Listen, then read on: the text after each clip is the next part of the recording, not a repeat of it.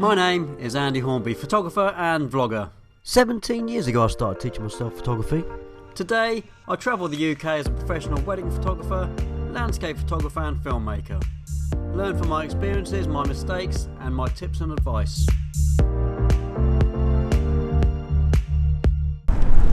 Okay, welcome to another video. Today I'm at Hatchet Pond. I was here last week. Actually it's the same day. I'm just recording two videos because I'm now on holiday and I wouldn't have time to record a video and upload it to YouTube. So I'm doing two videos in one day. Woohoo! This video is about time lapses. I did a poll and everybody wants to learn a little bit more about landscape photography, and one of the things that I love about doing landscape photography is the ability to do time lapses. And on a day like today, a time lapse is going to be awesome unless the rain that is over there comes in quicker than I imagined and it ruins my shots, because it did earlier. This is the second attempt number 2. Time lapses. What is a time lapse? A time lapse is, let's take for instance you want to film an hour and a half of the sky and speed it up. You can't really do that really. It's a bit illogical to stand there for an hour and a half in a video that's going to take ages to edit. You can't really like colour grade as well as you can with pictures. But what I can do is take a picture every 5 seconds over an hour and a half, put them together into a video, play them back at normal video speed, which is 24 frames a second. So that's 24 pictures every second. So every picture I'm taking here, every 24 pictures is going to become 1 second. So that time span, that time span is going to crunch right down into probably a 20 seconds clip. So I'm going to be freezing, so you have to still stay out here for an hour and a half. But that's in essence what a time lapse is. It's a lapse of time crunched down into a few seconds, and hopefully you get a really good composition for a start. I'm looking at the tree line over the other side of Hatchet Pond, which I'll show you in a second. And it is starting to rain, which is a pain in the bum. That's what a time lapse is. And the tricky thing about a time lapse is, or people think it's really tricky, is getting your head around the whole getting pictures and then making a video and stuff like that. So sometimes what you find is people will do a very short time lapse with very few pictures, playing back at like 1 picture every second. It doesn't quite work. You get that dang, dang. It's not really a video. But what you need to do is understand the logistics of putting up to 500, maybe sometimes 600 images together, play them back at normal video speed, like the speed you're watching me on at the moment, which is 24 frames a second, and make a video clip out of it. So you will need some video software. You'll need to know how to import images into that video software and then condense them down so they're not playing back. They don't play back every image every second, every image every thought. They play back every image every 1/24th of a second, I think. So I get confused myself. But the good thing is you can just click. Most bits of software have the ability for you to click on an image and make it into 1 frame. And if your video is set to export at 24 frames a second, then you've got 500 images all set to 1 frame. Yeah, that's how it works. So I'm going to show you that later, so stick around. In the meantime, go back to my video I did last week, which shows you how to set up for a landscape shot, because that's all I've done here. I've set up for a landscape shot. I've come down here, my ISO's at 100. I've got F9 on my aperture, and I'm at 1/100th of a second. That changes often or not, but it will depend on your settings. It will depend on your composition. I can't tell you what that's going to be in this video because it will be different for everybody, for every different shot. So please don't comment down below saying what should my settings be, because I just don't know. It's going to be, look at my video last week to show you how to set up for a landscape shot and then find an intervalometer. Fortunately this one has one inbuilt, so I can just set it to shoot every 5 seconds. If you haven't got that inbuilt, you will need an intervalometer like this one on screen. I'll show you now. And I bought a new one recently that I haven't even opened yet, so I'm going to do a little review on that soon. But I'm not going to use that as an intervalometer. Inbuilt is better for me.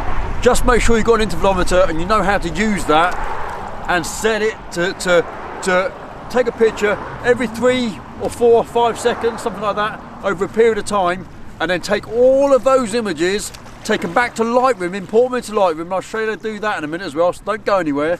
And then edit one, sync them right the way through the whole 500. Hopefully you haven't done it at between day and night, because that won't work. It has to be during the day or during night, and then they'll sync and look exactly the same, as in the ambient look of your image will be the same. So things like temperature and colour balance. Import them into a video bit of software, make them into a video, export them, and then you've got a video. So this is now on picture 94 of, actually I'm doing 400. Oh, and my knee, I'm getting too old for this. And it's windy, I apologise if the audio isn't fantastic. Once this gets to 400 images, it will stop shooting, and then I can take it home with me later, and this is what we're going to do. So stick around, we're going to import them into Lightroom next, export them out of Lightroom, import them into a bit of video software. Doesn't matter what you use. I use Final Cut Pro, but that's expensive. I use it because I do a lot of video, obviously. You don't need that. There are some free versions out there that do exactly the same thing. Then export them out of the video software as a video, and you've got your time lapse. In a minute, just as I finish talking, you're going to see this time lapse, if it worked. And then I'm going to show you how I edited it. Yeah, we'll do it that way. So here it is. Roll it. Oh.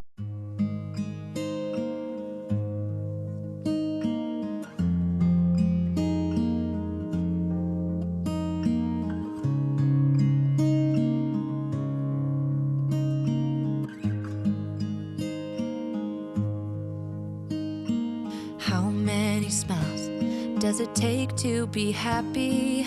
How many times do you have to feel lonely before you get the chance to meet someone, before you get to meet someone like you? How many songs can you write about heartbreak? How to go on when you're fed up with mistakes? Maybe I just found the answers. Maybe I just found the answers in you. Come give me all your love. I want you to know we can make it together. Let the wind blow. All we need is each other.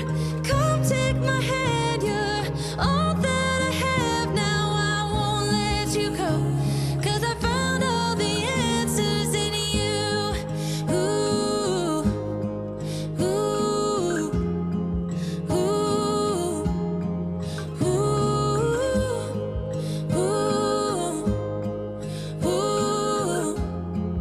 ooh. Take me away. I'm okay if I got you. We don't have to stay. We can do what we want to. Just give a little bit of your heart. Give a little bit of your heart to me.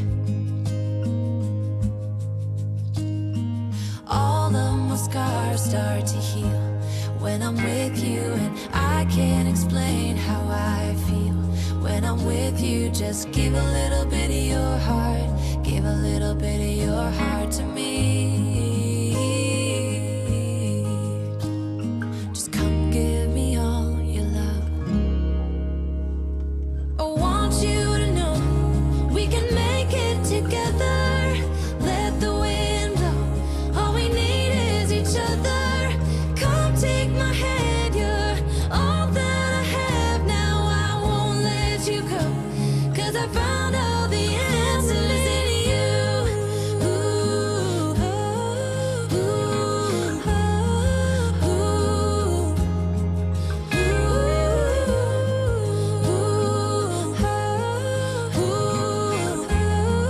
ooh. Take me away. I'm okay if I got you. We don't have to stay. We can do what we want to. Baby, I just found the answers. Baby, I just found the answers in you.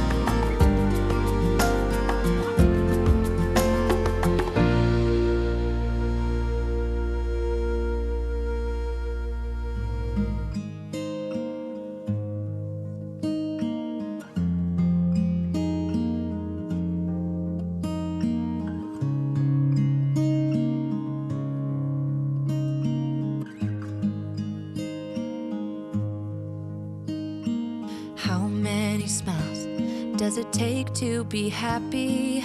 How many times do you have to feel lonely before you get the chance to meet someone?